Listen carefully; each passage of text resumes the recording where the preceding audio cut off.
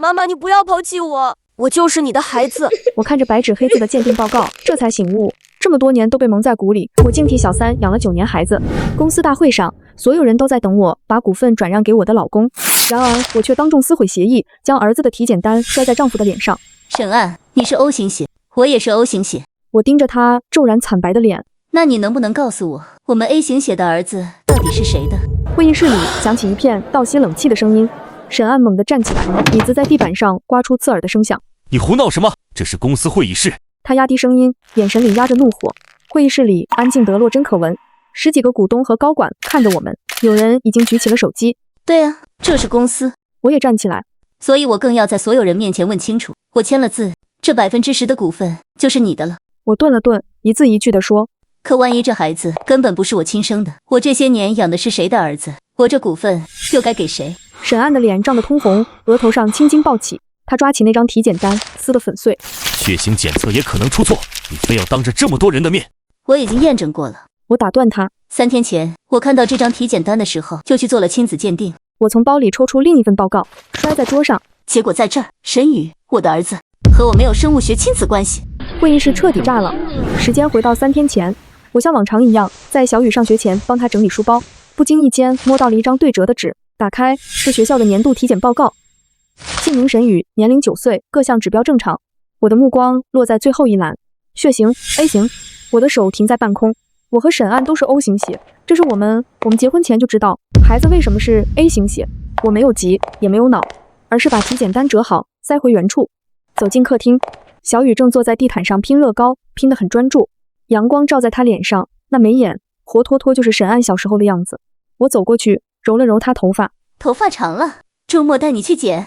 手指划过他后颈时，轻轻带下几根细软的短发。下午送小雨到学校后，我开车去了城南一家检测中心。加急亲子鉴定，最快多久？加急500，今晚12点前出电子报告。加急。我把2个样本袋递过去，我的头发和小雨的头发。晚上11点50，邮件来了，鉴定结果，依据 DNA 分析结果，排除苏晴为沈宇的生物学母亲。我盯着那行字看了足足1分钟，不知不觉眼眶都红了。所以并不是我多想，那孩子不是我的，我养了9年的儿子不是我的，那我的孩子在哪儿？我打给了强子，帮我查沈岸最近半年所有的行踪，特别是女人。回到会议室，纸片还在桌上散着，沈岸站在我对面，胸口剧烈起伏。几个高管试图打圆场。苏总、沈总，要不今天先到这儿，家务事回家慢慢说。这不是家务事。我看着沈岸，这是诈骗。如果孩子真的被调换了，这就是刑事犯罪。我收起那份亲子鉴定报告。今天的会议到此为止，股权转让，无限期搁置。说完，我拎起包走出会议室，身后传来沈岸砸桌子的声音。那天晚上，沈岸没回家，我坐在客厅里等来了强子的电话。晴姐查到了，沈哥每周3、周5下班后都去城北锦绣花园，一般待2、3个小时。沈哥秘书秦雅和他儿子住那儿。他儿子多大了？9岁，叫秦子浩，在城北实验小学读3年级。9岁，和小雨同岁。我的心中生出了一个可怕的猜想。强子，帮我看一下秦雅儿子是在哪个医院出生的。好的，晴姐，等我一下。半分钟后，电话那头又传来强子的声音。查到了，说来也巧，他儿子出生医院和你当年是同一家，月薪复产，出生日期比小雨晚22天。22天，同一家医院。知道了。挂了电话，我开车去了月薪妇产医院。第二天一早，我以给孩子办理保险需要详细出生记录为由，找到了当年的产科主任刘医生，他现在已经是副院长了。苏女士啊，好久不见。他笑容客气，我说明了来由，他面露难色。这么久的记录调阅需要走流程，可能要几天时间。刘主任，我看着他拜托道，我就想看看我儿子出生时的详细报告，这些应该有留存吧？他无奈摇了摇头。按理说是有的，不过这些年医院系统升级过几次，有些早期电子档案可能不完整，我尽量帮你找找。3天后，我收到院方寄来的一个薄信封，里面只有2页纸，入院出院记录、分娩方式报告、新生儿体重3.25公斤，就这些，没了，没有产程细节，没有护士记录，没有新生儿脚印。我把这2页纸拍在桌上，给刘医生打电话。只有这些？苏女士，系统里确实只查到这些，纸质档案按规定只保存10年，您这份也快到期限了。他的声音隔着电话线带着有心无力。我挂了电话，寥寥2页的病历，还有一个跟我没有血缘关系却像极了沈岸的儿子，这太诡异了。沈岸到底背着我做了什么？周5晚上，沈岸10点多才回来，身上有酒气。又和秦助理陪客户。他动作一顿，你找人跟踪我，需要吗？我拿起沙发上的西装外套，从内袋摸出一张发票，儿童玩具店，金额3200，客户名秦女士。我拍了个照，把发票塞回去。苏晴你，他声音很冷，你到底想怎么样？我想知道我亲生的孩子在哪里。我看着他的眼睛，你能告诉我吗？他嘴唇动了动，什么都没说，转身进了浴室。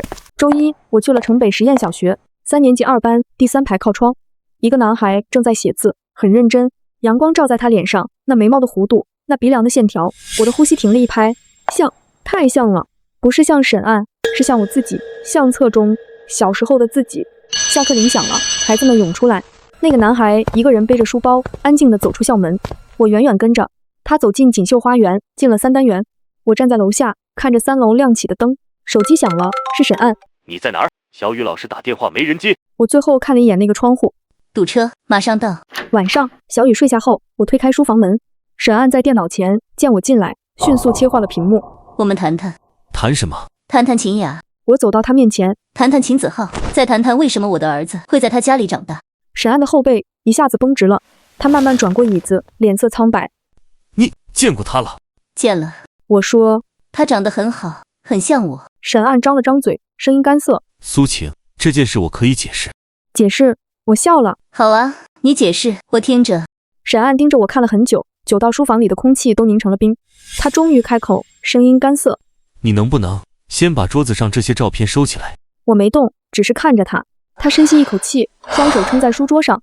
秦雅的事是我不对，我承认，这半年我和她是走得近了些。但苏晴，你也得想想，这些年你在公司里越来越强势，回家跟我说话都像在开董事会，我累了一天，回家连句软话都听不到。所以你就去找秦雅婷软话。我冷笑一声，沈岸，出轨就是出轨，别把责任往我身上推。我不是那个意思。他提高声音，我是说我们之间有问题，婚姻是2个人的事，你不能全怪我。那孩子呢？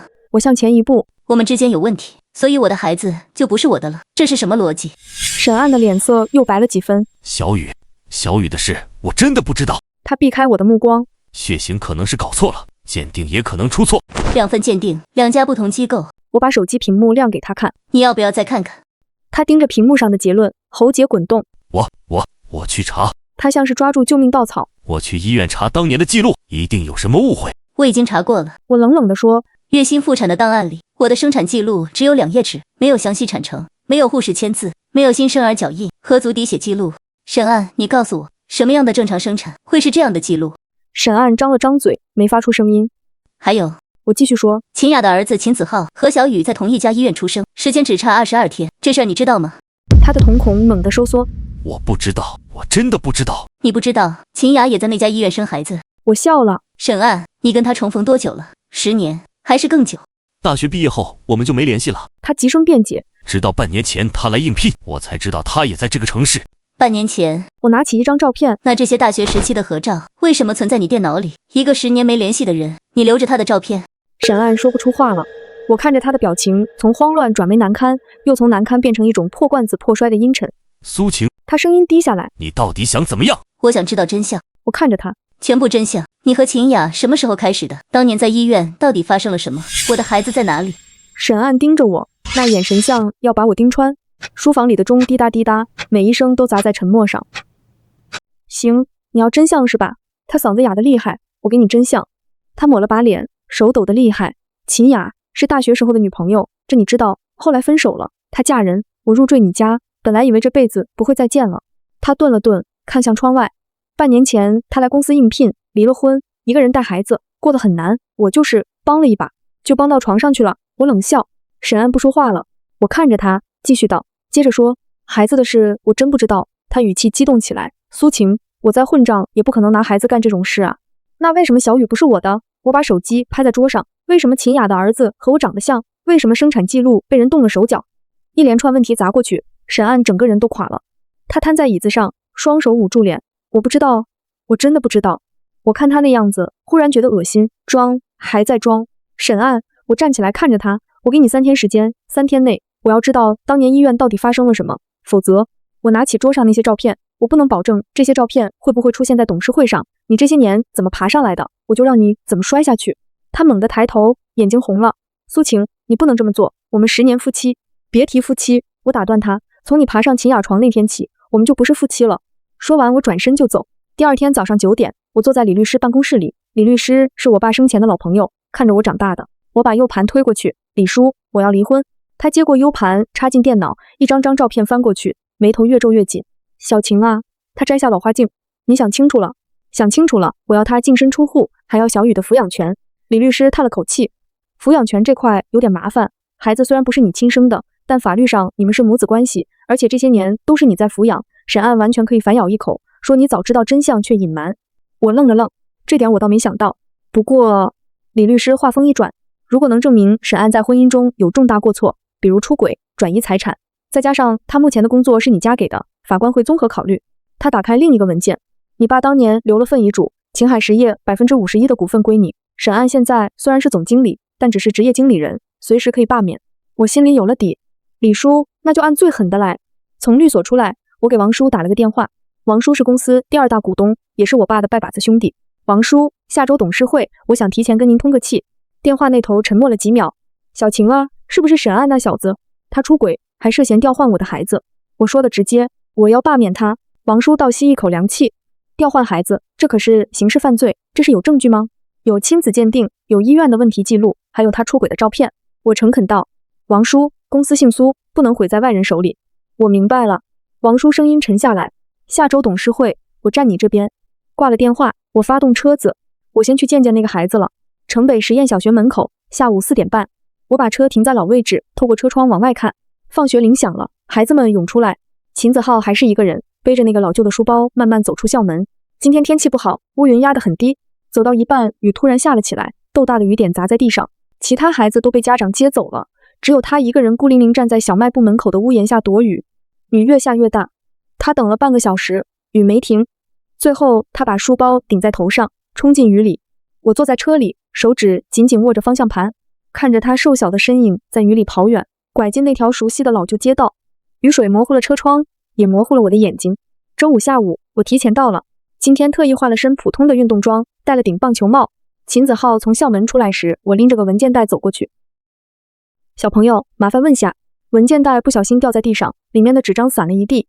秦子浩停下脚步，立马蹲下身帮忙捡。谢谢啊。我接过文件，装作不经意地问：小朋友，你家长还没来接你呢？他摇摇头。妈妈，今天加班。那你怎么回家？一个人回去。我看了眼他的鞋子，还是那双开胶的运动鞋，鞋带脏兮兮的，看起来已经穿了很久了。我从包里拿出一瓶没开封的矿泉水。谢谢小朋友，我请你喝水。他犹豫了一下，接过去小声说：谢谢阿姨。那声阿姨听得我心里一疼。你妈妈经常加班吗？他点点头，又摇摇头。有时候会加班。爸爸呢？他忽然不说话了，低头盯着自己的鞋尖。我没追问，而是从钱包里抽出200块钱，塞进他书包侧袋。这些钱拿去买双新鞋吧。他立马脱下书包，把钱拿出来，想要递回我手里。阿姨，我不要钱，就当谢谢你帮我捡文件，这些文件很重要的。我把钱往他口袋里按了按。没事的，你拿着吧，听话。说完，我转身就走。走了几步，我回头，他还站在原地，手里攥着那瓶水，眼神茫然。那天晚上，我站在小雨房间门口，他正在地毯上拼乐高，是沈案上周给他买的限量版航天中心，全套要8000多。妈妈，他抬头看我，你看，我快拼完了。我走过去，摸了摸他的头。作业写完了吗？早写完了。他得意地说，爸爸说了，如果我期中考试进前10，就带我去迪士尼玩。我笑了笑，真好。转身走出房间时，笑容瞬间消失。8000多的乐高玩具，迪士尼的承诺，而我的亲生儿子穿着开胶老旧的鞋，一个人孤零零受苦。沈案，你可真行。周日晚上，沈案回来了。出差2周，他进门第一句话是：小雨呢？怎么这么安静？给他报了个数学强化班，每天2小时。怎么突然报班？他才4年级。我没回答，走到他身边，我又闻到了一股熟悉的香水味。他放下行李箱，想过来抱我，我侧身躲开。身上怎么有香水味？又跟客户吃饭了？沈案脸色一僵。苏晴，你又开始了是吧？这是应酬沾上的，你能不能别疑神疑鬼？我突然觉得可笑，都这时候了，还在演。我走到茶几前，拉开抽屉，拿出一个牛皮纸信封，一张一张，把照片摆在桌面上。沈案和秦雅在餐厅吃饭，沈案和秦雅在小区楼下，沈案抱着秦子浩在游乐场。沈案的脸色从白转青，又从青转黑。你跟踪我？他抓起照片，狠狠摔回桌上。重要吗？我坐下来。重要的是，如果这些照片出现在董事会上，或者发给你那些大客户，你疯了！他吼起来，就凭这几张照片，你就能定我的罪？当然不止。我打开手机，调出另一份文件，这是你这半年从公司账上走的业务招待费，一共47万，需要我一一核对消费记录吗？沈岸像被掐住脖子，声音卡在喉咙里，他瘫坐在沙发上，双手捂着脸。你到底想怎么样？第一，告诉我10年前在医院到底发生了什么。第二，开除秦雅，保证不再见她。他猛地抬头，她一个人带孩子，同为女人，你就不能可怜一下她吗？那谁来可怜我？我瞪着眼睛怒斥道。沈岸站起来，眼睛通红。苏晴，你别逼我。我逼你。我也站起来，对上了他的眼睛。沈岸，是你先逼我的。我走到他面前，一字一句，你搞婚外情，我忍了；你转移财产，我也可以既往不咎。但你动我的孩子，我深吸一口气，这是底线。沈岸盯着我，嘴唇颤抖。许久，他哑声说：“给我点时间，我会解决的，尽快。”我没有太多的耐心。还有件事我要告诉你。说完，我回到卧室抽屉里，拿出一个文件袋，抽出一张纸，推到他面前。沈岸低头看，瞳孔猛地一缩。孕检报告，怀孕5周。你……他抬头盯着我，语气满是难以置信。什么时候的事？上周检查的。我把手放在小腹上，医生说很稳定。沈岸的表情闪烁着震惊、怀疑和慌乱，目光在我脸上和报告之间来回移动。所以，我继续开口，声音放轻了些。只要你跟秦雅断干净，让她从公司和我们的生活里消失，过去的事我可以不计较。我看着他，一字一句。我们还有小雨，现在又有了这个孩子。沈岸的视线落在我肚子的位置，他眼里有明显的动摇，手指无意识的蜷缩又松开。他嗓子发干，我需要想想。说完这句，他几乎是逃一样的转身进了卧室。门关上，发出一声轻响。那天晚上，他房间的灯亮到凌晨3点。第二天早上7点，我坐在餐桌边喝咖啡，看着沈岸从卧室出来。他眼底一片青紫，胡子也没刮，整个人看起来老了5岁。我把一杯温水推过去，他默默接过，没看我也没喝。我想好了，他开口，声音哑得厉害。苏晴，我们不用说了。我打断他，从手边的文件夹里抽出一份文件，放在桌上。离婚协议书。沈岸的表情瞬间凝固，接着转为愤怒。你什么意思？我们不是又有了孩子吗？是啊，我冷冷地说。我告诉你我怀孕了，然后你花1整夜的时间考虑要不要和秦雅分手。我站起来，走到他面前。沈岸，为了家庭，为了孩子，你需要花这么长的时间考虑？你说我要不要为这个孩子想想？当然要。他也站起来，还要为小雨想想。我们是一家人。一家人？我忽然笑了，笑得眼泪都快出来。你是指我养了10年，结果是你和秦雅生的那个孩子，还是指楼上那个叫你爸爸，实际上跟我没半点血缘关系的孩子？沈岸的脸色刷得白了，他后退一步，小腿撞到桌角，差点摔倒。你怎么会知道？他声音发颤。你什么时候知道的？我把手机举到他面前，屏幕上是那份亲子鉴定报告的清晰照片。真要谢谢你电脑里那份加密文件夹。我收回手机，密码是秦雅的生日，这10年你一直用这个密码，对吧？沈岸的呼吸变得急促，胸口剧烈起伏。你听我解释。解释什么？我打断他，声音平静的可怕。解释你怎么在我生孩子的时候调换孩子，解释你怎么让秦雅进公司当助理，还是解释你们这10年是怎么在背后笑我傻的？我向前一步，逼近他。最可笑的是，你看小雨的时候，偶尔会露出那种愧疚的表情。我盯着他的眼睛，你是在愧疚骗了我，还是在愧疚没对自己亲生儿子好点？沈岸的嘴唇开始发抖，突然他像想起什么，猛地抬起头。子浩，秦子浩在哪儿？我要见他。晚了。我转身走向门口。你儿子，不是我们的儿子，现在在你找不到的地方。我拉开门，回头看了他一眼。至于你和秦雅的儿子，还在楼上睡觉呢。他大概不知道他亲爸现在正面临什么选择。沈岸冲过来，一把抓住我的胳膊，力气大得吓人。苏晴，你不能这样，那是我孩子。我甩开他的手，恶狠狠盯着他。从你调换孩子那天起，你就不配当孩子的父亲了。现在，请你离开我家。我当着他的面关上了门。门外传来沉重的呼吸声，接着是下楼声，最后是汽车引擎发动的声音。我知道他去哪儿了，找秦雅，找那个他丢了10年的亲生儿子。3天前，强子把完整的调查报告发给我时，我就去见了秦子浩。我告诉他我是谁，告诉他当年发生了什么。那孩子异常平静，那双和我一模一样的眼睛里，有着超出年龄的成熟和疲惫。他对我不好，他低头看着自己开胶的鞋。我知道我不是他亲生的。我握住他的手，那双手很瘦，明显有些营养不良。跟我走吧，我带你离开这里，我们去重新开始。他沉默了很久，久到我以为他不会回答。然后他轻轻点了点头。昨天下午的飞机，我的助理陪他去了机场，那边联系好了学校，租好了房子，安排了会说中文的生活老师。我处理完这边的事，就能去和儿子团圆了。离婚协议在桌上放了3天，第4天早上，沈岸来了。他站在门外，眼下乌青更重，胡子拉碴的衬衫也皱巴巴的。我很久没见过他这么狼狈的样子。苏晴，他嗓子哑得几乎发不出声音。我们谈谈。我穿着家居服靠在门边，没让他进门。协议写得很清楚了，有什么可谈的？我不能签。他声音里带着恳求，看在夫妻10年还有孩子的份上。哪个孩子？我打断他，冷笑一声，是视频里那个，还是楼上这个？沈岸的脸色一下子白了。1周前，我收到一个匿名邮箱发来的加密文件，点开是一个个视频片段。视频里，秦子浩在哭，在挨打，还被关进小黑屋，缩在角落发抖。视频中，他手臂上的淤青新旧交错，可想而知，这孩子遭受了多少罪。邮件里只有一句话：谢谢你替我养了这么多年儿子。我看了一整夜，彻夜难眠，心绪难平，不知道哭了多少次。那些视频，沈岸想解释，是秦雅，她有时候控制不住情绪。那是你儿子啊！我盯着他怒喝道：你每周去见他2、3次，只闻到他换了香水，做了新指甲，就没看见你儿子身上的伤。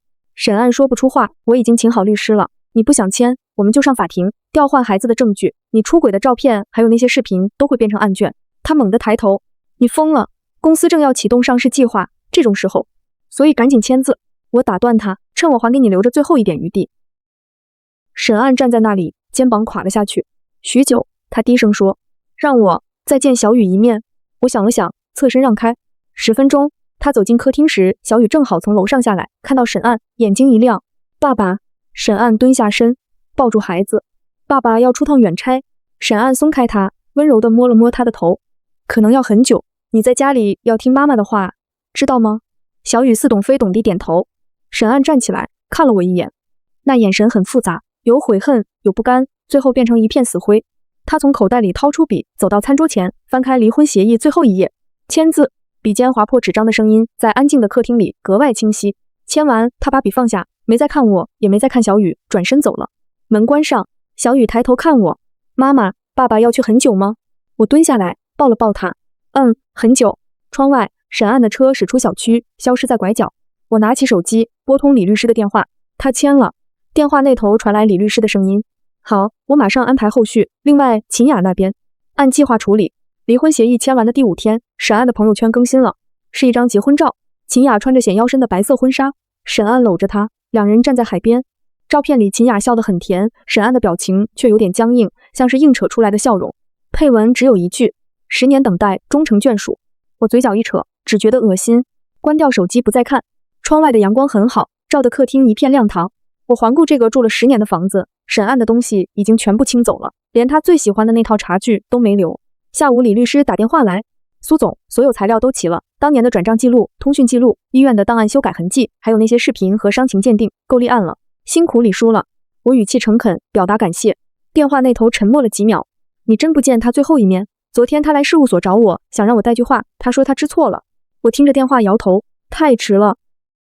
第2天清早的飞机，头等舱里很安静，我闭着眼睛，脑子里全是那张瘦小的脸。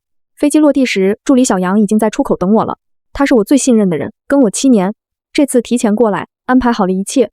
苏总，他接过我的行李。浩浩这周好多了，昨天还问我妈妈什么时候到，我的心跳快了几拍。车开进一个安静的社区，最后停在一栋白色房子前，院子里种着橄榄树，花园打理得很整齐。我下车，一眼就看见了那个蹲在草坪上的小身影。他穿着浅蓝色的卫衣，背对着我，正低头看着什么。阳光落在他身上，勾勒出单薄的轮廓。我慢慢走过去，在他身后2步远的地方停下。他在看蚂蚁搬家，一排黑色的小东西正扛着食物碎屑，艰难地爬过草叶。浩浩，我温柔叫他的名字。他的身体僵了一下，慢慢转过头来。他看着我，没说话。我在他面前蹲下来，温柔地摸着他脑袋。我是妈妈。他看了我很久，才轻轻点了一下头。我试探着把他搂进怀里。他在我怀里一动不动，他的身体很瘦。想到这孩子从小种种遭受的经历，我的眼泪一下就出来了。妈妈，对不起你。妈妈来迟了。他的身体在我怀里开始轻微的发抖。之后2周，我没接任何工作，每天陪着他，早上一起做早餐，下午带他去公园散心。我发现他喜欢看星星，在图书馆他会自己走到天文区，踮着脚去够那些厚重的图册。晚上我给他讲星座故事，他听得很认真，偶尔会问：妈妈，那颗最亮的星星叫什么？那是天狼星。我温柔地抚摸着他的脸。冬天的时候，它会特别亮。这天晚上凌晨3点，卧室的门外传来动静。我睡眠很浅，立刻就醒了。坐起来仔细听，走廊里传来细微的抽泣声。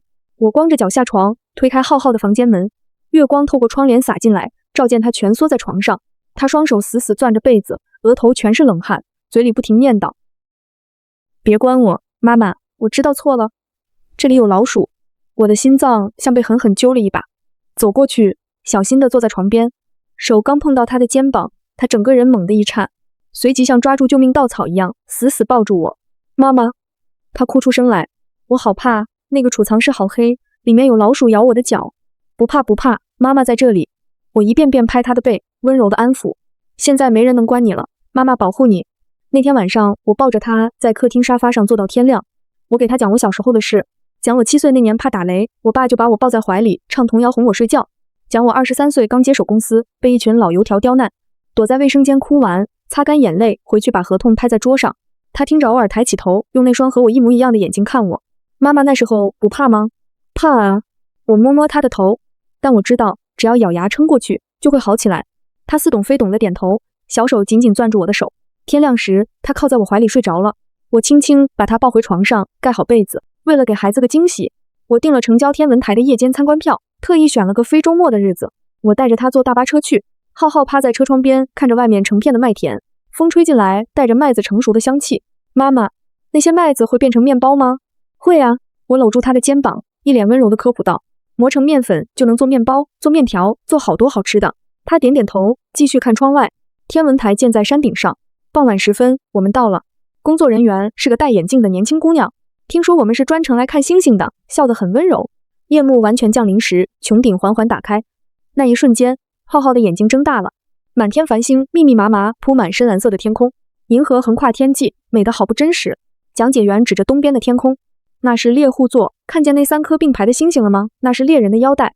浩浩仰着头，看得入神。我低头看浩浩，他的嘴角慢慢扬起来，露出一个很浅很浅的笑容。那是我第一次见他这样笑。回程的大巴车上，他靠在我肩膀上，困得眼皮打架，但还小声说：“妈妈，星星好漂亮。”话没说完就睡着了。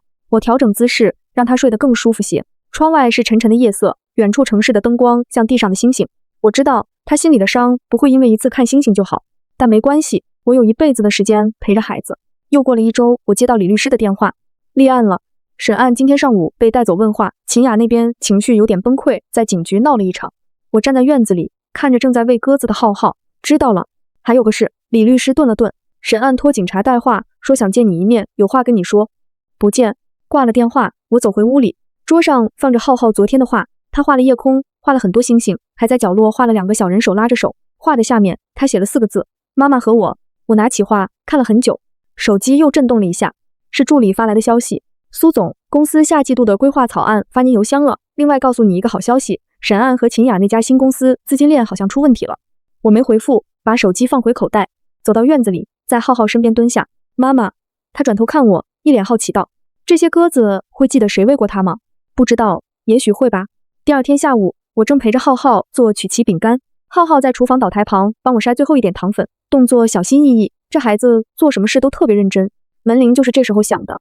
助理小杨正在客厅整理文件，起身去开门，我听见他惊讶的声音：沈先生。透过厨房的玻璃门，我看见沈案站在门口。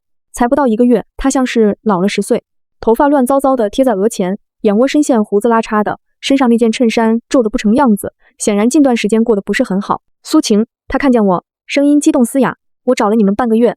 我擦了擦手，对浩浩说：妈妈出去一下，你在这里等我，等会儿我们挤花纹。他乖巧的点点头。我走出去，顺手带上了厨房的玻璃门。小杨识趣的退到客厅另一侧。现在你知道我在哪了？我看着沈案。现在你可以走了。他的视线越过我，死死盯着厨房里那个瘦小的背影。我想看看孩子。他声音发颤：那也是我的孩子，让我看看他。这些天我总做噩梦。他不等我回答，自顾自说下去。梦见他小时候，梦见秦雅打他，我从来不知道他打孩子。你该知道的。我打断他，声音冷若冰霜：你只是选择不知道。沈案的眼神闪躲了一下，随即又落回我身上。他的目光往下移，停在我小腹的位置。孩子。他喉结滚动：我们的孩子还在吗？我忽然笑了，这些天来第一次从心底里觉得轻快。孩子当然在。我把手轻轻放在小腹上。医生说发育得很好，预产期在明年3月，不过这些跟你没关系，他是我的孩子。他盯着我的肚子，眼神从震惊变成某种扭曲的愤怒。苏晴，他突然朝我冲过来，伸手想抓我的胳膊。那也是我的孩子，我是他爸爸，你不能阻止我见我的孩子。我侧身避开，他扑了个空，踉跄着撞在门口的鞋柜上。沈岸，我看着他那副狼狈样子，冷笑出声，你现在该关心的不是我肚子里的孩子。我向前一步，压低了声音，而是你儿子能不能平安生下来。沈岸猛地抬头，眼睛通红，你什么意思？字面意思，我退回安全距离。要想你儿子平安落地，先把秦雅处理干净，你们之间那笔烂账自己算明白了再说。说完，我转身朝小杨使了个眼色，小杨立刻上前，沈先生，请吧。沈岸还想说什么，但小杨已经挡在了他面前。2个保安也从院子外走了进来，他被半请半架地弄了出去。关门之前，我最后看了一眼，沈岸瘫坐在门外的台阶上，那个旧行李箱倒在一旁，拉链崩开，露出里面几件皱巴巴的衣服，真狼狈。2天后，李律师的电话来了。苏总，他的声音听起来很疲惫。庭审结束了，结果可能不太如您的意。你说，沈岸和秦雅已经协议离婚了，但在财产分割和孩子抚养权上闹得很难看，最后对簿公堂。李律师顿了顿，秦雅在法庭上几乎失控，声嘶力竭地抖出沈岸这些年如何利用公司职务给他转账，如何承诺离婚娶她，甚至如何默许他虐待浩浩。我握紧了手机，但是沈岸请的律师很厉害，把所有责任都推给了秦雅。李律师叹了口气，他说自己也是受害者，被秦雅用孩子胁迫，操控了10年。当年调换孩子的事是秦雅一手策划，他事后才知道，但已经来不及挽回。法官信了。李律师语气无奈，当年的转账记录，沈岸坚称是被秦雅胁迫，医院的档案问题，秦雅承认是自己买通了护士。至于那些虐待视频，沈岸说他完全不知情，每周去见孩子时，秦雅都会提前把浩浩打扮好，遮掩伤痕。我闭上眼睛，最后怎么判的？秦雅因拐骗儿童、伪造文件、商业欺诈，数罪并罚，判了3年。李律师说，沈岸当庭痛哭，说自己也是受害者。法官考虑到他悔过态度良好，且没有直接参与虐待的证据，最终免于刑事起诉。电话里安静了几秒。苏总，李律师轻声说，对不起，这个结果够了。我打断他，至少我的孩子回来了。挂掉电话，我在阳台上站了很久，春末的风吹过来，带着院子里新种的白玉兰香气。浩浩在拼图，我在他身边坐下。浩浩，我轻声问，妈妈让坏人受到了惩罚，但可能惩罚的不够重，你会怪我吗？他抬起头，那双和我一模一样的眼睛看着我。不会，谁对我好，谁对我不好，我心里都有数。我的眼眶一下子就红了。他低下头继续找拼图碎片，又小声呢喃了一句，妈妈哭起来好难看。我愣住，随即笑出声来，又哭又笑的，大概真的很难看。那之后，我开始为浩浩铺路，我把名下秦海实业15%的股份转到了他名下。虽然他还小，不能直接管理，但这份保障意味着从今往后他的人生有底了。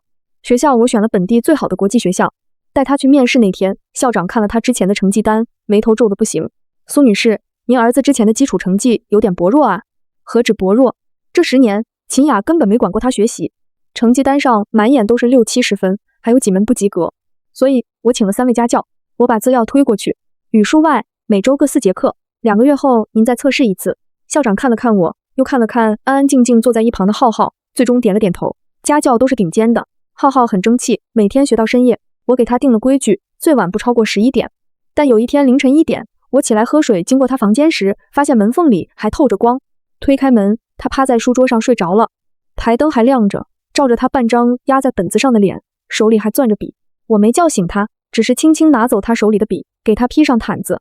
又过了1周，我接到一个陌生号码的来电，接起来是沈岸。苏晴，他声音比上次更哑。秦雅在看守所自杀了，没成功，就回来了。我握着手机没说话，他留了封信。沈岸顿了顿，他说对不起浩浩。沈岸，你打电话来就是想告诉我这个？电话那头沉默了很久。他声音发颤，我想见见浩浩，就一面。不行，苏晴，求你了。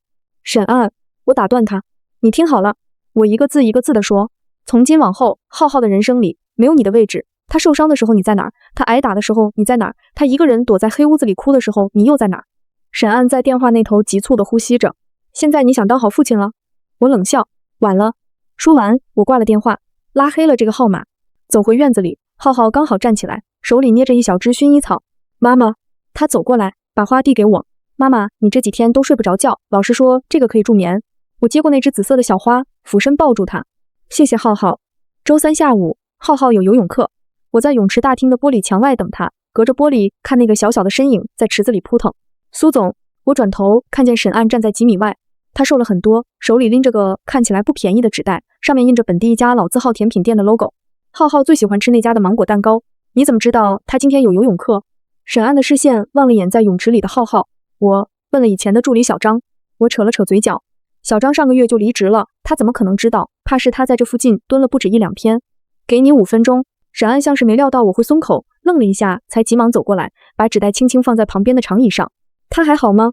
比刚回来的时候胖了不少，数学成绩也提高了。沈岸的嘴角动了动，像是想笑又没笑出来。泳池那边，浩浩游完了一个来回，他摘下泳镜，甩了甩头发上的水，朝大厅这边望过来。看见沈岸的瞬间，他整个人愣了一下，然后他爬出泳池，低头快步走向更衣室，全程没再看这边一眼。沈岸脸上的笑容瞬间消失不见，看来孩子是恨上我了。他不恨你。我看着更衣室的方向，他只是不认识你了。这话比恨更伤人。沈岸的脸都白了，他深吸一口气，转身面对我，从西装内袋掏出一个小巧的丝绒盒子。他打开盒子，里面是枚很简单的铂金戒指，内侧刻着日期。当年买不起钻戒，我说等有钱了补给你，后来有钱了，又觉得补这个没意思。他又从纸袋里拿出另一个盒子，这个更大一些。打开是一条项链，吊坠是颗泪滴形的海蓝宝石，周围镶着碎钻。去年你生日，我在拍卖会上拍的，你说过喜欢海的颜色。接着是第3个，一个小巧的腕表盒。第4个，一对珍珠耳钉。第5个，他一口气拿出了7个盒子，在长椅上排成一列，每个都精致，每个都看得出价格不菲，每个都带着岁月尘封的痕迹。每年我都买了。他抬起头，眼睛通红，只是从来没给出去，总觉得不是时候，总觉得明年会有更好的时机，总觉得……他哽咽住，说不出话了。我拿起那枚铂金戒指，在指尖看了看，做工朴素，确实是很多年前的款式。沈岸，我把戒指放回盒子。你知道我当年最想要的是什么吗？他看着我不知所措。是你出差回来，在机场顺手给我带的一盒老婆饼。是你说今天早点下班，我们去看电影。我笑了笑。我最想要的是这些微不足道的小细节。我把盒子推回他面前，而这些，我指了指那一排闪闪发光的礼物，是你买给自己的安慰。沈岸的嘴唇开始发抖。不是的。你记得我30岁生日那天吗？我打断他。他红着眼看着我。你说要加班，给我转了5000块钱，让我自己买点喜欢的。我看着他的眼睛。我在家等你到凌晨2点，冰箱里还冻着你以前最爱吃的奶油蛋糕。最后我自己点了蜡烛，许了愿，然后把蛋糕扔进了垃圾桶。沈岸的脸彻底失去了血色。那个愿望是希望明年生日，你能陪我吃块蛋糕。苏晴。沈岸声音嘶哑。如果我那时候知道。你知道，你只是选择了不知道。更衣室的门开了，浩浩换好了衣服，背着书包走出来。他走到我身边，很自然地拉住我的手。妈，我饿了，想吃什么？意面加肉酱的那种。好。我拎起他的书包，转身准备走。浩浩。沈岸突然喊了一声。浩浩停住脚步。沈岸从长椅上抓起那个甜品店的纸袋，几步走过来，蹲下身，把纸袋递到浩浩面前。这是那家的芒果蛋糕，你小时候很喜欢吃的。浩浩终于抬起头看了他一眼，又看了看纸袋，然后摇摇头。我现在不喜欢吃甜的了，教练说甜的吃多了会影响训练。沈岸的手僵在半空。浩浩拉着我的手紧了紧。妈，我们走吧。我没再看沈岸，牵着浩浩离开了泳池大厅。车上，浩浩系好安全带，忽然说：妈妈，他以后还会来吗？我发动车子。如果你不想见他，他就不会再来。浩浩沉默了一会儿，小声说：其实芒果蛋糕我还是喜欢吃的。我看着后视镜里孩子低垂的侧脸，心里某处软了一下。那明天妈妈给你买，想吃几个就买几个。浩浩转头看我，然后一脸兴奋点点头。晚上我给李律师打了个电话，沈岸今天来找我了。电话那头沉默了几秒。苏总需要我处理吗？暂时不用。我看着窗外，浩浩正在院子里和邻居家的金毛玩，笑得很开心。但他如果再靠近浩浩，你知道该怎么做吧？我明白了。对了，秦雅那边申请了减刑。李律师说，理由是他提供了新证据，指证沈岸当年对调换孩子的事并非完全不知情。我挑了挑眉，不过证据力度一般，法官还没裁定。李律师补充道，沈岸的律师团队已经在活动了，估计会想办法压下去，让他们斗吧，狗咬狗罢了。3年后的初冬，浩浩已经快到我肩膀高了。周六早上，他系着围裙在厨房煎蛋，动作熟练得让我这个当妈的有点惭愧。妈，下周家长会你能来吗？他把煎蛋盛到盘子里，端到我面前。我放下手里的财报，接过盘子。当然，儿子人生中第1次家长会，天塌了我也得去。浩浩开心笑了笑，转身去倒牛奶。看着他那在晨光中被拉长的高瘦背影，我眼眶微微发酸起来。这3年，他懂事的让人心疼。他会在我加班到深夜时自己煮好面，盛一碗放在保温盒里给我留着。成绩从刚转学时的班级倒数，一点点追到中上游。上个月英语演讲比赛，他拿了年级第2，这是让我高兴了好久。班主任在联系手册上写，秦子浩同学有着超越年龄的韧性。邻居阿姨见到我总是夸，你家浩浩真乖，从来不惹事，不像我家那个，整天不让人省心。我听着笑着，更清楚这种乖巧意味着什么，是怕被抛弃的小心翼翼，是觉得只有表现好才值得被爱的错误认知，是那10年里秦雅用巴掌和黑屋子教会他的生存法则。周末下午，我们在家包饺子，浩浩坐在我对面，小手捏着饺子皮，动作一丝不苟。他包的饺子每个都一模一样，就像流水线上出来的。浩浩，他抬起头，怎么了？在妈妈面前，你可以不用这么乖巧。我认真地看着他的眼睛，你可以不用把饺子包得这么规整，不用在我面前这么听话。你要是想，也可以说妈妈我不想包了。他捏饺子的手停住了，我蹲下身，温柔地看着他。你可以发脾气耍赖，像普通的孩子一样。妈妈爱你，从来不是因为你乖，就因为你是我的孩子。浩浩眨了眨眼，过了很久，他才小声说：可是，如果我做错事，你会不会不要我？我把他搂进怀里，温柔地笑着。永远不会，妈妈这辈子最正确、最骄傲的事，就是找到你。他的身体先是僵硬，然后慢慢放松了下来。周3，浩浩学校办冬季运动会，我提前结束了一个上千万项目的视频会议。赶到学校时，开幕式刚结束，操场上一片喧闹，孩子们穿着各班的班服，玩得好不热闹。我在看台找到位置坐下。浩浩参加的是400米接力，跑第3棒。他们班的班服是亮黄色的，在人群里很显眼。发令枪响，第1棒冲出去，看台上的家长们都站起来，呐喊助威。我也跟着站起来，手拢在嘴边喊：浩浩，加油！轮到浩浩接棒时，那个小小的黄色身影像箭一样飞出去。他跑得很快，超过了一个又一个。交第4棒时，他们班已经冲到第1。最后一棒冲过终点线的瞬间，整个看台都沸腾了。浩浩弯着腰喘气，抬头往看台这边看。我用力朝他挥手，他看见我了，脸上绽开幸福的笑容。我也为他高兴，眼眶都红了。散场时，人潮往外涌，我牵着浩浩的手往停车场走。刚才答应他了，跑赢了就带他去吃那家新开的舒芙蕾松饼。妈，我能要巧克力味的吗？能，再加一份冰淇淋球。耶！他高兴地晃了晃我的手，这个动作很孩子气，我特别喜欢。就在这时，一个身影从侧前方猛地冲过来，挡在我们面前。我本能地把浩浩往身后一拉，是秦雅。她瘦得厉害，头发干枯粗糙，胡乱扎在脑后，几缕碎发粘在汗湿的额头上，看起来极为狼狈。可脸上的那双眼睛却死死盯着浩浩。苏晴，她的声音尖利刺耳，你凭什么把我儿子抢走？周围几个还没离开的家长停下脚步，朝这边看过来。我把浩浩完全挡在身后，冷冷地看着他。秦雅，法院的判决书需要我再给你念一遍吗？浩浩从来就不是你的儿子，我生的他，我10月怀胎生的。秦雅情绪激动地往前冲，手指几乎戳到我脸上。你算什么东西？你不过是有几个臭钱，有什么了不起的？我才是他的母亲，你有资格提母亲这2个字吗？我打断他，语气冰冷道：你打他的时候，关他黑屋子的时候，那时候你怎么不想想你是他母亲？秦雅的脸扭曲了一下，那是沈岸逼我的。他声音开始颤抖，谁叫他不管我们母子？我一个人带孩子，压力那么大，我能怎么办？压力大不是你虐待孩子的理由。我从包里拿出手机，点开一个文件夹屏幕，转向他。需要我把这些证据再放一遍吗？秦雅，你才出来几个月，又想进去了。秦雅看到屏幕的瞬间，瞳孔猛地收缩，她往后退了半步，嘴唇哆嗦着，却说不出半句回敬的话。就在这时，另一个声音从旁边插进来：秦雅，你在这儿干什么？沈岸从停车场方向快步走过来，他比3年前老了不少，鬓角有了白发，身上的西装虽然还是名牌，但穿在他身上有种说不出的违和感。他看到秦雅的瞬间，眉头狠狠皱起来，语气里满是毫不掩饰的厌恶。我跟你说了多少次，别来找他们。沈岸，秦雅像抓住救命稻草一样扑过去，抓住他的胳膊。你看看他们，你看看你儿子，他现在穿名牌上贵族学校，有人疼有人爱。我们呢？我们这3年过的是什么日子？沈岸甩开他的手，目光落到我身后的浩浩身上，那眼神很复杂，有愧疚，有不舍，最后都化成一潭死水。他转向我，声音满是低声下气：苏晴，对不起，我会带他走，以后不会再打扰你们。我没说话，只是把浩浩的手握得更紧了些。浩浩从始至终都很安静，他站在我身后，脸上没什么表情，只是静静地看着眼前这场闹剧。直到秦雅又想去拉他，他才突然开口：我没有你这样的妈妈。声音很平静，平静的不像个10几岁的孩子。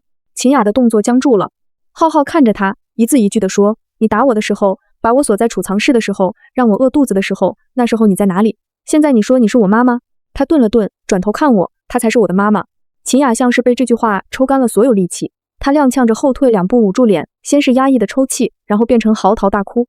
沈岸站在原地，脸色惨白，他看着秦雅，又看看我们，最后什么也没说，只是走过去半拖半扶地把秦雅往停车场带。秦雅一边哭一边挣扎，头发全散了，那个样子任谁看了都会觉得可怜，但我知道她不可怜，可怜之人必有可恨之处。浩浩手上的旧疤，夜里偶尔还会做的噩梦，对黑暗封闭空间的本能恐惧，这些才叫可怜。妈妈，浩浩拉了拉我的手，我们走吧。我低头看他，我们转身往另一个方向的停车场走，身后秦雅的哭声越来越远，越来越模糊，直至消失不见。冬日的阳光很好，照在身上暖洋洋的。浩浩牵着我的手，一次也没有回头。我们来到了那家甜品店，甜品店人不多，我们坐在靠窗的位置。妈，刚才，他顿了顿，我刚才那样说，你会不会觉得我太狠心了？我放下纸巾，认真的看着他，当然不会，浩浩，妈妈只希望你知道一件事，你有权利选择谁值得你爱，也有权利拒绝伤害过你的人。他想了想，点点头。窗外的阳光透过玻璃照进来，在他睫毛上投下细密的影子，那侧脸的轮廓越来越像我年轻时的样子。妈妈，他又喊了声，谢谢你找到我。我的眼眶一下子热了，我伸手揉了揉他的头发，声音有点哽咽，是妈妈该谢谢你，谢谢你还愿意让我找到。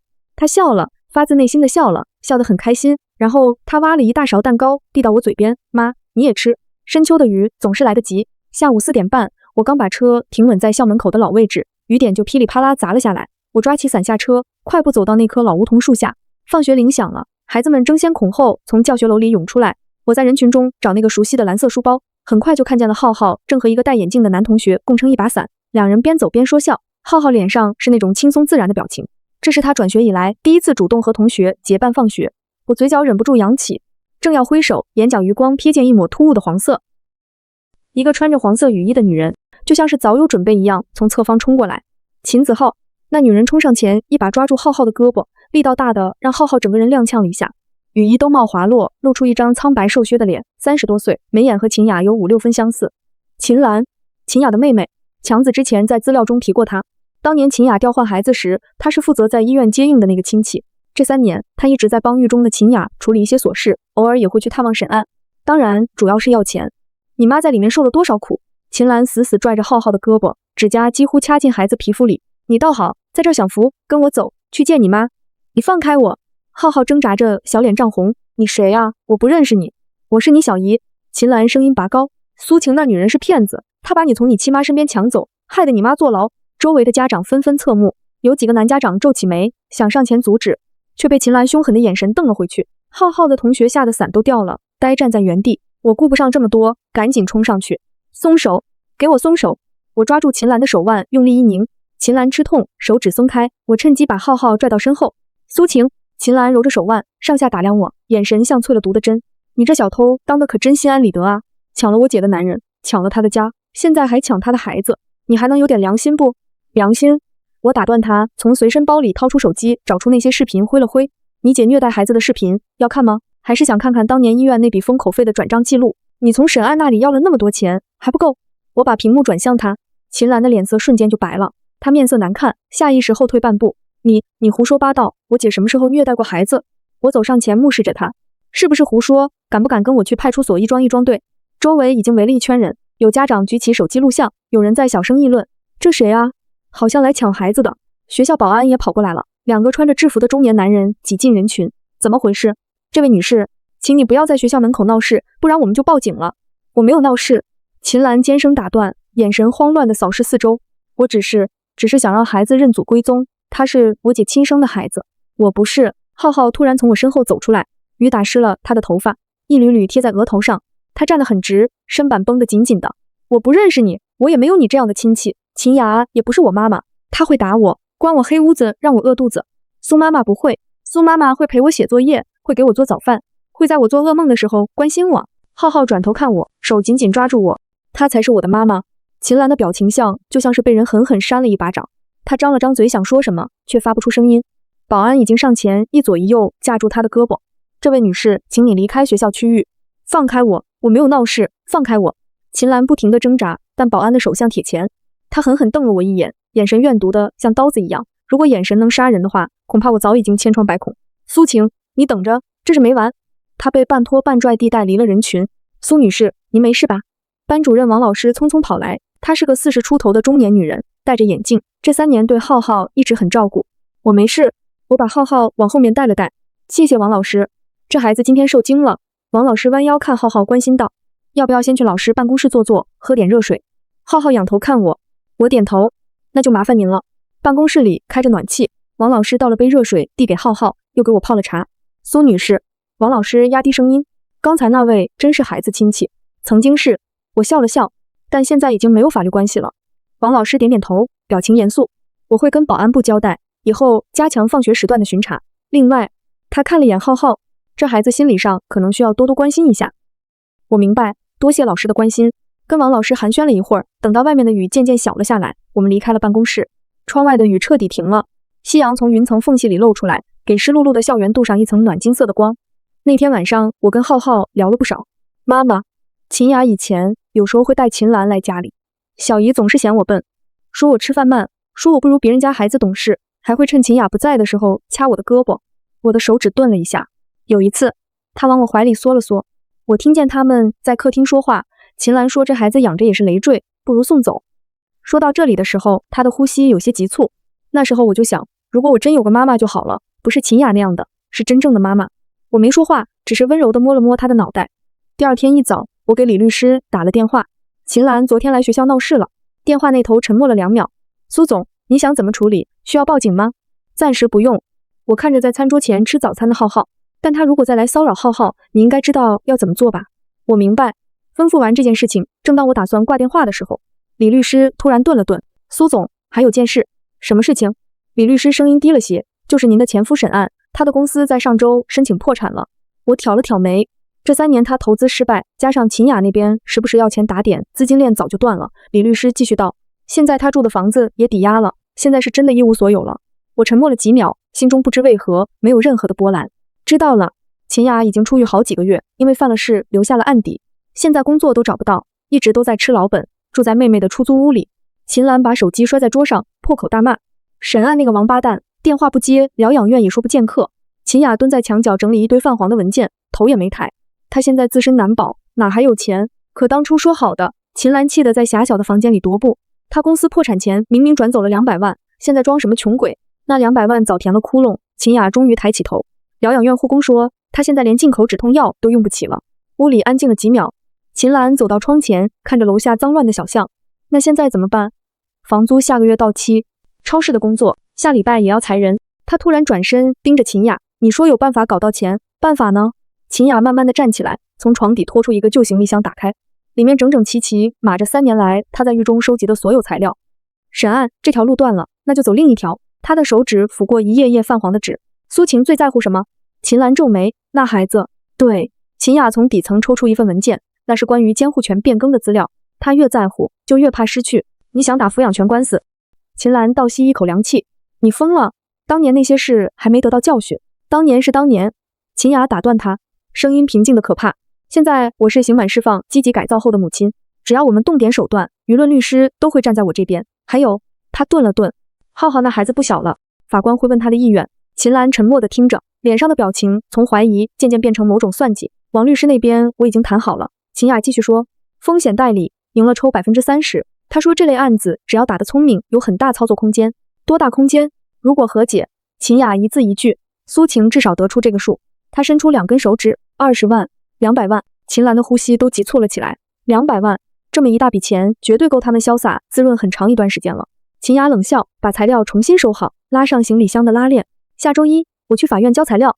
雨又开始下了，滴滴答答敲打着锈蚀的雨棚。而在城市另一端，我正把热好的牛奶端进浩浩的房间。孩子趴在书桌前睡着了。见状，我没有打扰，反而关掉了房间的灯。手机屏幕在黑暗里亮了一瞬，是李律师发来的消息。苏总，秦雅可能在下周提起诉讼，建议提前准备。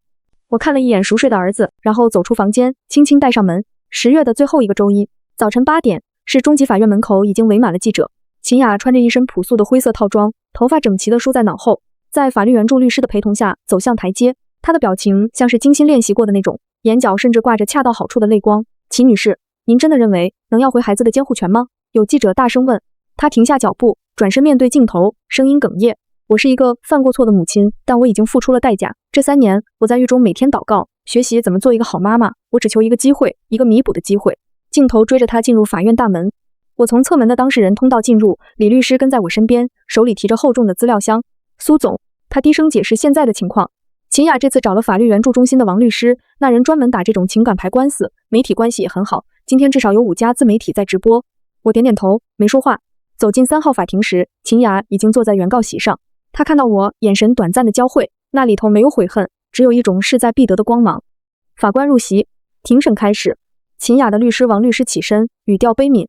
审判长，我的当事人秦雅女士，一个曾经迷失的母亲，在经历法律惩戒和深刻反省后，只怀着一个卑微的愿望，重新学习如何去爱她养育10年的孩子。她用了整整20分钟讲述秦雅的救赎之路。狱中读书笔记、心理咨询记录，甚至一份她在监狱工厂为孩子织的毛衣的照片。而被告苏晴女士，王律师话锋一转，利用经济优势和社会地位，不仅将孩子从养母身边夺走，更不断向孩子灌输对养母的仇恨，严重离间母子感情。我们有理由认为，这种环境不利于孩子的健康成长。李律师正要起身反驳，法官抬手制止。传证人审案，全场目光投向侧门。审案走进来时，我几乎没认出他。他瘦得脱了形，原本合身的西装现在空荡荡地挂在身上，脸色是一种不健康的灰黄。他走得很慢，时不时轻咳一声。秦雅死死盯着他，眼神像刀子。证人审案，法官问：你与原告秦雅、被告苏晴以及孩子秦子浩分别是什么关系？审案握住话筒的手在抖。秦雅是我前女友，苏晴是我前妻，秦子浩是我儿子。关于原告所称被告苏晴离间孩子与生母感情一事，你是否知情？审案沉默了很久。知情。旁听席一阵骚动，秦雅的嘴角微不可察地翘了一下。审案继续说，但离间感情的人不是苏晴，是秦雅自己。秦雅眼睛瞪大，猛地站了起来。审案，你在胡说八道什么？肃静。法官敲锤。审案从随身布袋里取出一个老旧的手机，那是很多年前的型号。他颤着手开机，点开一段音频。过了一会儿，手机传出秦雅的声音：那小崽子今天又哭了，烦死了。审案，我告诉你，要不是为了拴住你，我早把他送福利院了。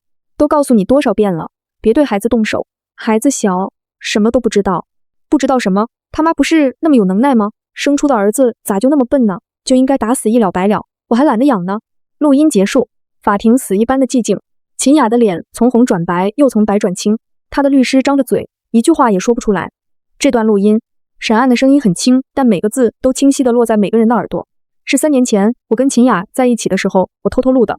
他转向秦雅，眼神平静的像在看一个陌生人。你从来没爱过浩浩，你只是把他当工具，以前是拴住我的工具，现在是勒索苏晴的工具。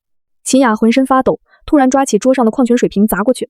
审案，你这个叛徒，你忘了当年是谁帮了你？你这个忘恩负义的东西！瓶子砸在审案肩膀上，他身体晃了晃，差点摔倒。法警迅速上前按住秦雅。就在这时，审案突然弯下腰，剧烈的咳嗽起来。那咳嗽声似乎停不下来，他用手捂住嘴，指缝间渗出暗红的血。全场哗然。医生，赶紧叫医生！法官起身。混乱持续了5分钟。急救人员冲进来时，审案已经倒在证人席旁的地上，血从嘴角不断涌出。他被抬上担架时，眼睛还望着法官的方向，气若游丝地说：证据在我外套内袋。法警从他西装内袋摸出一个密封袋，里面是2份文件，一份是3年前秦雅写给审案的威胁信原件，上面有他的指纹和签名；另一份是2周前秦雅与审案的短信记录截屏。秦雅，你不帮我作证，我就把你当年怎么默许换孩子的事全抖出来。审案，我快死了，随你。秦雅，那就让你儿子知道他亲爹是个什么样的人。法官看完，看向被警察控制住的秦雅。原告秦雅，你涉嫌作伪证威胁证人，法庭将移送公安机关处理，本案驳回你的全部诉讼请求。秦雅像一滩烂泥般瘫软下去，但我没时间看他的结局。救护车鸣笛声中，我跟了出去。李律师在后面喊：苏总，庭审还没结束，交给您了。我头也不回。市第一医院抢救室门口，医生走出来时，白大褂上沾着血迹。谁是家属？我上前一步，我是他前妻。病人肝硬化晚期，并发消化道大出血，需要立刻手术，但手术风险很高。医生顿了顿，一脸凝重道：另外，他之前签过器官捐献志愿书，如果下不来手术台，他希望能把能用的器官都捐了。我希望家属知悉。我靠在墙上，许久才问：他还能活多久？不手术的话，几天的光景吧；手术的话，就要看造化了。抢救室的门开了一条缝，护士探头，病人醒了，说要见一个叫浩浩的孩子。下午3点，我把浩浩带到了医院。他站在 ICU 玻璃窗外，看着里面浑身插满管子的沈岸，脸上没什么表情。妈妈，他会死吗？可能会。浩浩沉默了很久，然后他说：“我能进去吗？”护士帮他穿上无菌服，他走进去，站在病床边。沈岸的呼吸面罩上蒙着一层白雾，眼睛半睁着，看见浩浩时手指动了动。浩浩俯下身，凑到他耳边，我听不见他说了什么，但沈岸的眼泪从眼角滑下来，没入鬓角的白发里。他嘴唇动了动，浩浩把耳朵贴得更近些，然后点了点头。从 ICU 出来，浩浩拉住我的手，妈妈，医生是不是说如果肝移植，他可能能活？我心头一紧，浩浩，你别乱想，肝移植不是小事，而且我和他配型可能成功，因为我们是亲生的。浩浩接过我的话，语气平静的不像个13岁的孩子。刚才医生跟护士说话，我听到了。我蹲下来，握住他的肩膀，听着，你没有义务为他做任何事，他曾经那么对你，我知道他曾经是什么样的人。浩浩看着我，妈妈，这3年你教我2件事，第一要善良，第二明辨是非。他转头看向 ICU 的方向。如果我说我愿意做配型，不是因为我原谅他了，而是因为我觉得一个愿意在法庭上拿出证据指证秦雅，愿意捐出所有器官的人，也许真的在变好。他的声音轻下来，而且他毕竟是我亲生爸爸，如果我什么都不做，以后想起来会不会后悔？配型结果第2天下午出来，高度匹配，符合移植要求。沈岸在病床上得知这个消息时，脸色毫无血色。他看着浩浩看了很久，然后缓慢坚决地摇头，不做。他的声音从呼吸面罩下传出来，虚弱但清晰，我不配。浩浩站在床边抿着嘴，这不是你配不配的问题，这是我的选择。沈岸的眼泪又涌出来，他颤抖着伸出手，那只手瘦得只剩皮包骨的手，轻轻碰了碰浩浩的手背。浩，他哽咽着，爸爸这辈子最对的一件事，就是那天在法庭上选了说实话。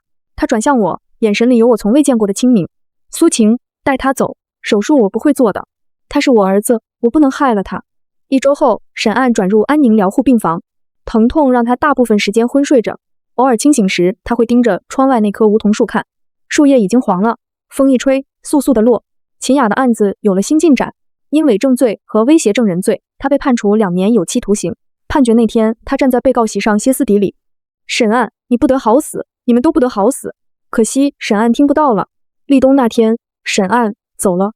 凌晨3点，监护仪发出长长的鸣音，医生、护士冲进去，我和浩浩站在走廊里。10分钟后，医生走出来，对我们摇摇头。按照沈岸的遗嘱，他的遗体被送去器官捐献，葬礼从简。沈岸离别之前特意交代过他，骨灰撒江就好，别搞得那么麻烦。那天傍晚，我和浩浩去了江边，初冬的江风寒冽。浩浩把装着骨灰的盒子打开，白色的粉末随风飘散，落入浑浊的江水中，转瞬不见。浩浩看了很久，然后从书包里拿出一张折得整整齐齐的纸，这是他这次期中考试的数学试卷，98分，班级第1。